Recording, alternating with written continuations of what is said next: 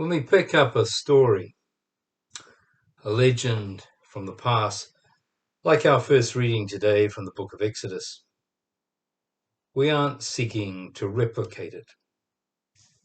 We aren't saying to those who cross a literal desert, like I did once in the Sahara, that God will make this white substance, manna, in the night for you to eat when you wake up in the morning. Although I quite like the image of God as a baker woman, kneading through the night to give away free and fresh honey-flavored bread in the morning. Yum. Most preachers would draw a lesson from the manna story about trusting God to provide. In brief, the manna legend has the wandering Israelites, escapees from Egyptian oppression, doing the morning call to News Talk 1ZB, moaning about leadership, moaning about anything, wanting to turn the clock back to the good old days.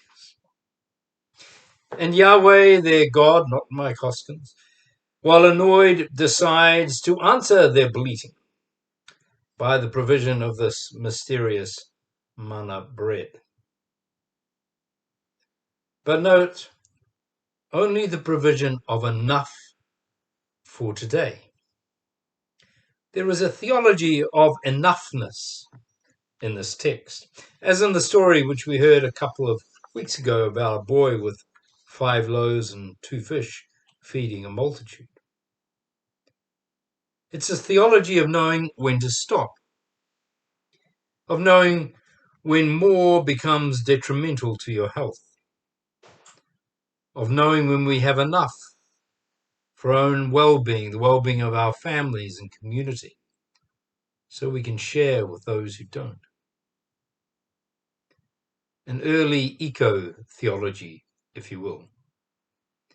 Storing up for a rainy day, just in case, wasn't in their purview or their gods.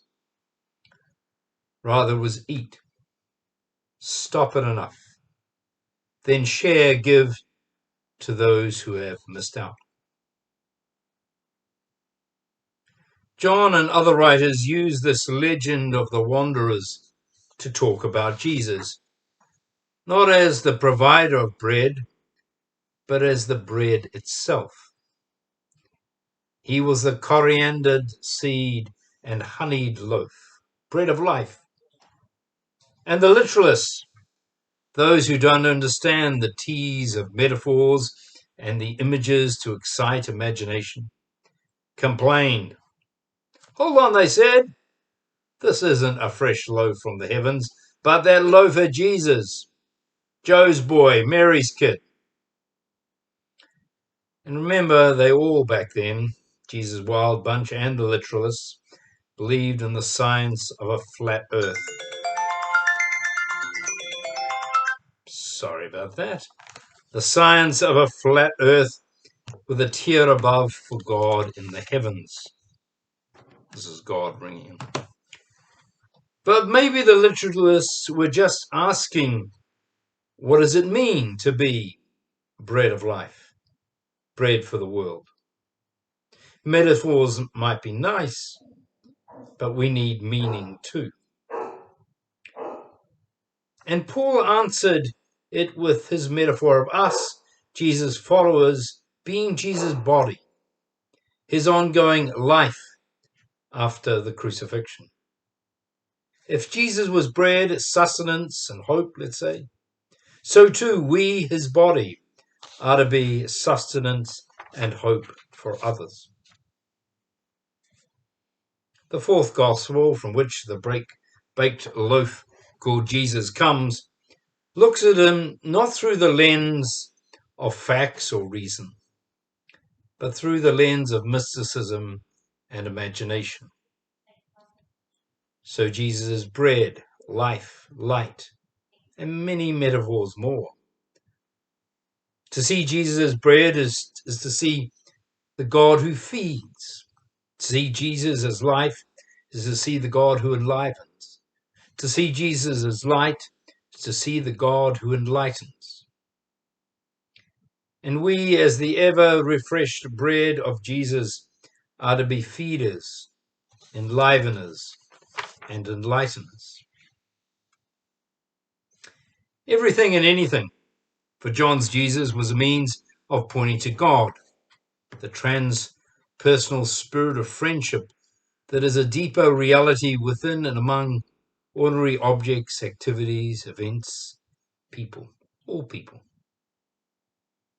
Grace, peace, compassion, kindness, love, all those vital ingredients in the mix of friendship are transmitted through ordinary things and ordinary experiences in ordinary people. All could be called sacrament, because all those experiences and people bring something to us, something potentially deep and connecting, something of that spirit of mutuality and empowerment, which I simply call friendship, the friendship known as God. So Jesus is a sacrament. His life, words, and presence point to the ways and mystery of God. But Jesus also made sacraments. When he touched with another's hand or soul, when he wept with those who were weeping, when he got angry at injustice, when he ate with his friends, critics, and crowds, in the connection that fed, enlivened, and enlightened, a sacrament was made, a holy moment, a moment that opened the door to possibility. There is a great story told of two brothers, one a bachelor, the other married, who owned a farm whose fertile soil yielded an abundance of grain. Half the grain went to one brother, half to the other, 50-50. All went well at first. Then every now and then the married man began to wake with a start from his sleep at night and think, this isn't fair.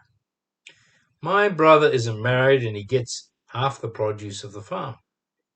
Here I am with a wife and 5 kids, so I have all the security I need for my old age. But who will care for my poor brother when he gets old? He needs to save much more for his future than he does at present, so his need is obviously greater than mine. With that, he'd get out of bed, steal over to his brother's place, and pour a sack full of grain into his brother's granary. The bachelor brother, too, began to get these nightly attacks. Every once in a while, he would wake from his sleep and say to himself, this simply isn't fair. My brother has a wife and 5 kids and gets half the produce of this land. Now I have no one except myself to support. So is it just that my poor brother, whose need is obviously greater than mine, should receive exactly as much as I do? Then he would get out of bed, pour a sackful of grain into his brother's granary, and go. One day, they got out of bed at the same time and ran into each other, each with a sack of grain on his back. Many years later, after their death, the story leaked out. So when the townsfolk wanted to build a new church, they chose the spot on which the 2 brothers met, for they could not think of any one place in that town that was holier than that. This is a story about love and generosity. It's a story about thinking about the needs of the other rather than just our own needs or the needs of our family.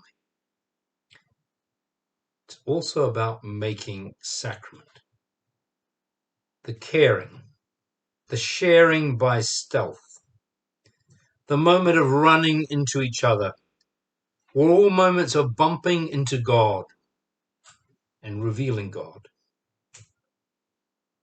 By the selfless loving of each other, they were making a sacrament. So when the town, many years later, came to build a church and were wanting to make a holy place, they remembered that holy moment when love collided with love. In the Catholic tradition, at communion, there is something called the elevation of the host. The bread, after its consecration, is raised up in the air. A small bell is sometimes rung to mark this part of the service. It is symbolically saying Jesus is the bread of life, food for us, food for the world. And as we eat of the Jesus bread, we too become bread. We too become bread of life. We too, like Jesus, become food for the world. So in this way of thinking, communion is not just receiving bread and wine, body and blood of Christ. It is a commitment to giving, to allow ourselves to be eaten. And like all symbols, one should acknowledge there are interpretive limits. Like we Christians are not into cannibalism. What we're into is sacrament. The holy earth, the earth is holy. The oneness of holy and us, the beauty of realizing this essential unity.